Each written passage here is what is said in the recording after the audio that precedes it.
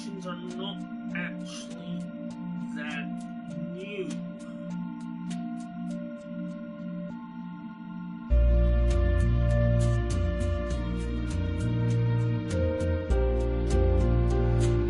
Birth of Micronations happened a little ways after the Second World War, but before the creation of the internet.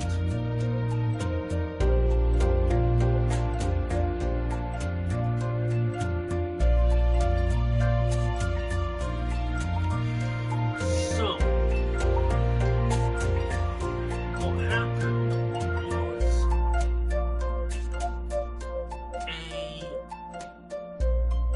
retired military officer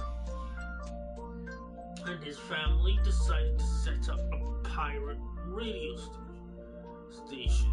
Well, they were going to set up a radio station, and the rules were you could set up a radio station which was not part of the mainstream. It wasn't part of the BBC or run by the government or taxed by the government or whatever. As long as you were outside of British waters. So if you were just outside British waters, you could set it up.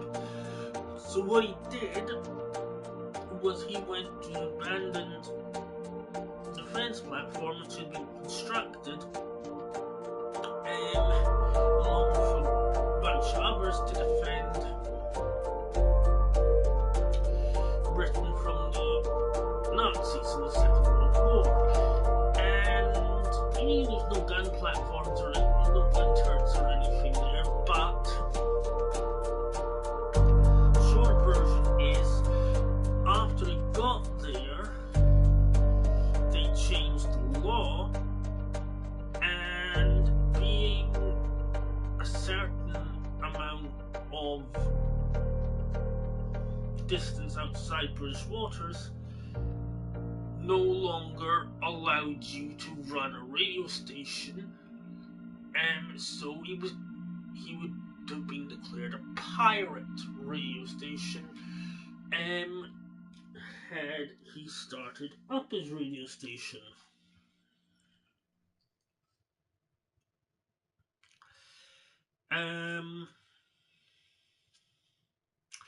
So what he did was he actually declared the platform a separate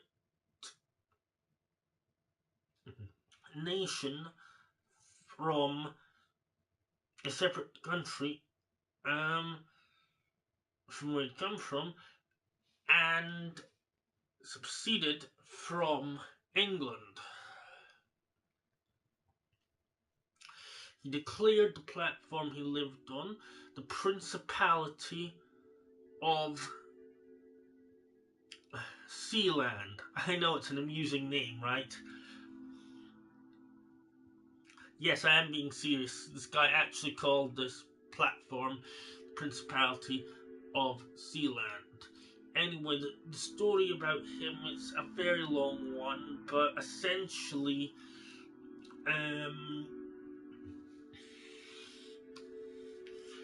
he eventually, due to an incident, he was landed in court, which did not go the British government's way. Essentially, what happened was a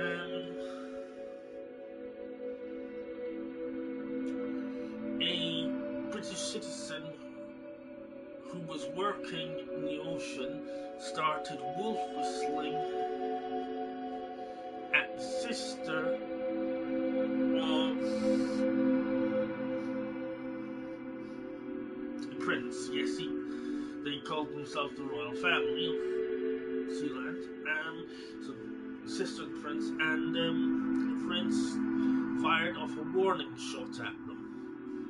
When the prince went back to the mainland to get supplies next time, he was arrested and taken to court.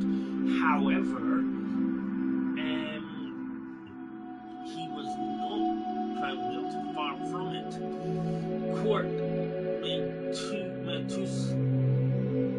part judgment. Firstly, they judged that he should not have been arrested as the offence had taken place in international waters, and therefore British law had not been broken. Because when you're in international waters are not controlled by any one country, meaning that essentially you can do what you want, there are no laws out there.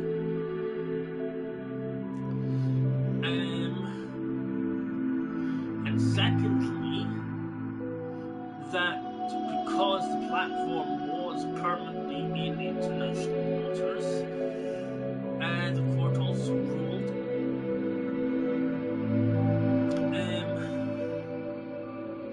that it was acceptable for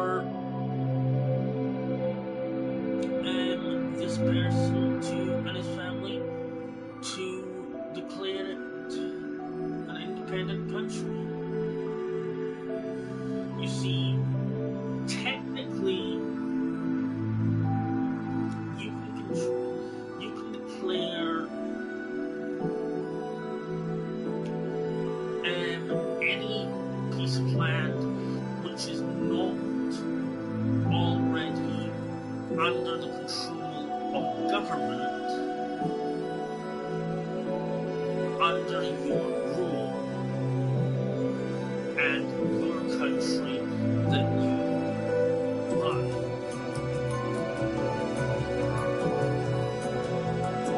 So now jump forward a few years,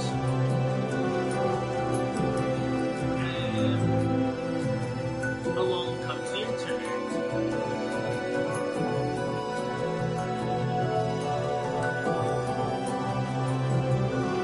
And by this time everyone knows about New Zealand and the birth of Micronations happens. You see, because of the fact that like international waters, the internet is not controlled by anybody, it's difficult to understand basic as to explain. Basically, the governments of the world decided that there was nothing they could really do to stop people starting up their countries, because one of two things would happen. One, they would go out, buy an island somewhere if they had the money to do it, and legally declare that their own country. Or two,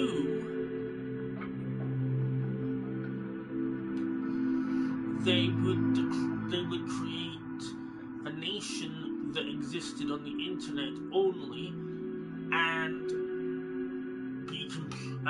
be completely outside of the jurisdiction of the government. Now, a micronation itself is a group of people which creates itself and claims to be a country,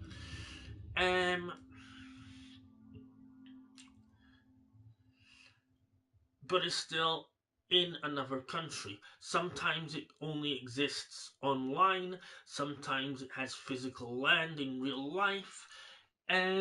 So what the governments of the world decided to do was lay down some safety grounds by providing people with an alternative which would be legal and which would not involve or result in countries losing citizens.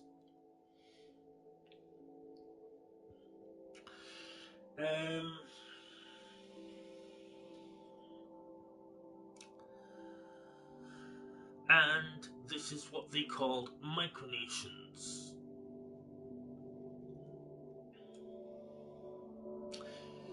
So what they did was they made it so that legally anyone, anywhere, anytime can declare themselves their own country or nation while still being part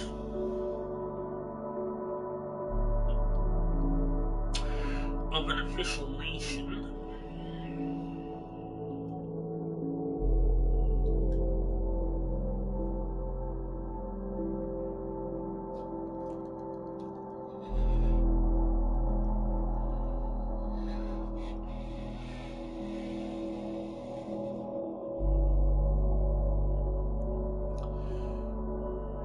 But they cannot declare independence from that country.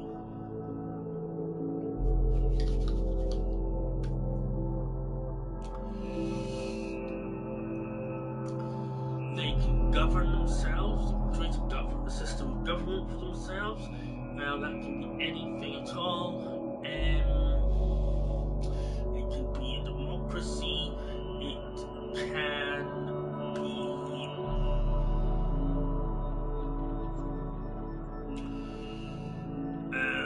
a dictatorship. It can be a monarchy. It can be a diplomatic monarchy.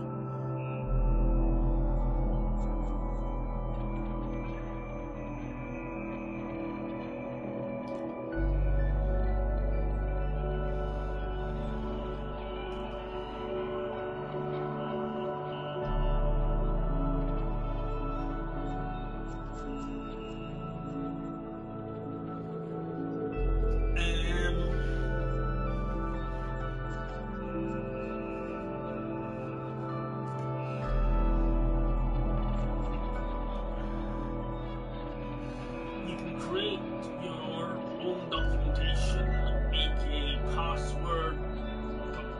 passwords, currency, do everything that a normal nation would do, even make laws and punish people who break those laws. However, still be required to abide by the laws of the country that your nation is part of. So you would have your macronation, and then your micronation.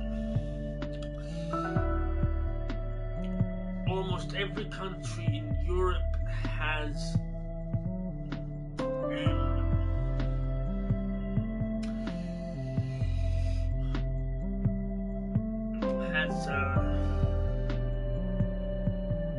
these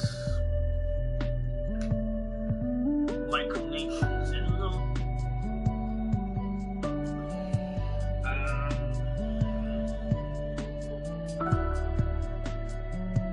There's some very interesting videos, very amusing videos on YouTube about them. And there are two kinds of micronation. One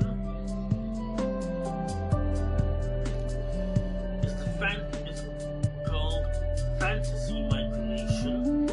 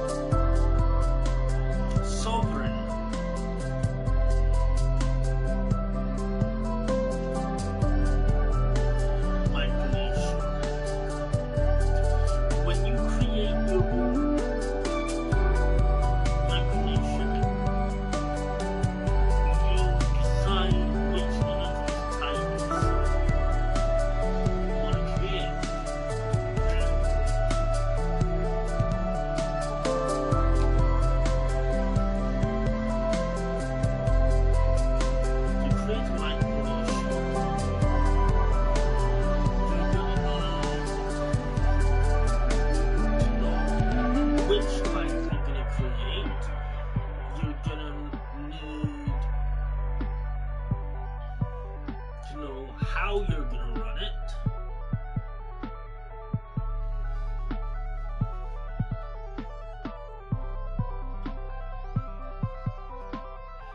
And if you want to get taken seriously, you're going to need to either have some land in the real world, which is very expensive, believe me, or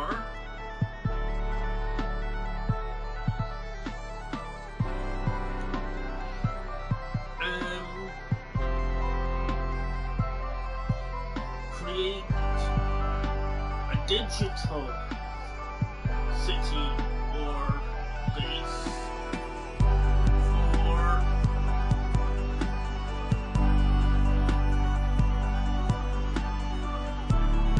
nation on the internet.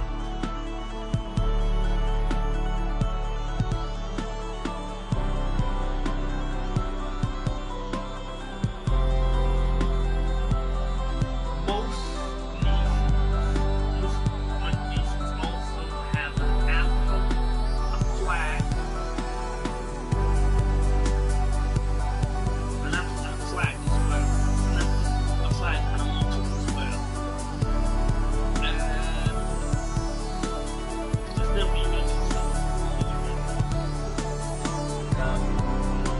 fantasy micronations are kind of like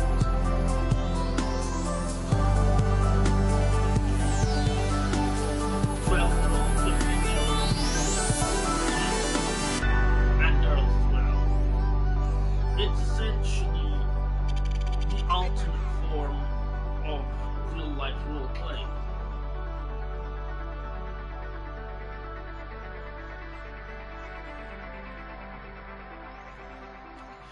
You know, basically they are in it just for the crowns and the uniforms and the titles.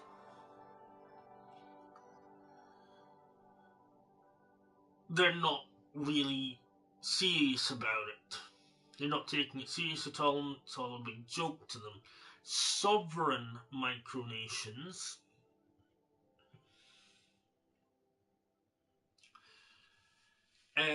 are micronations created with a goal. I'll go over all 5 of these goals in our video. The most however, I'm gonna call it a video there. But anyway, sovereign micronations are ones with an actual purpose and function, like an actual nation. I'll do another part of my video tomorrow.